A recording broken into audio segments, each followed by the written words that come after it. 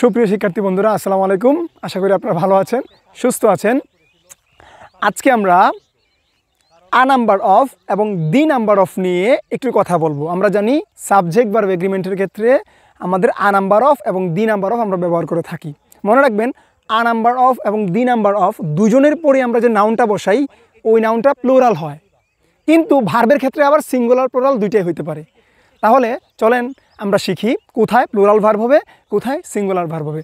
মনে রাখবেন, যখন সাবজেক্টের অংশটা থাকবে দি নাম্বার অফ তখন আমরা সিঙ্গুলার ভার্ব ইউজ করব, আর যখন সাবজেক্টের অংশটায় থাকবে আ নাম্বার অফ তখন আমরা প্লুরাল ভার্ব গ্রহণ করব। মনে রাখবেন, দি নাম্বার অফ দ্বারা স্পেসিফিকলি একটা জিনিসকে মিন করে, এই কারণে আমরা ভার্বটাকে সিঙ্গুলার বসাই। আর আ নাম্বার অফ দ্বারা স্পেসিফিকলি একাধিক বা কিছু পরিমাণ জিনিসকে মিন করে, এই কারণে আমরা ভার্বটাকে প্লুরাল বসাই। তাহলে আমরা বলতে পারি the number of students is present. আবার আমরা বলতে পারি a number of students are present. সকলে ভালো থাকেন, সুস্থ থাকেন। আল্লাহ হাফেজ।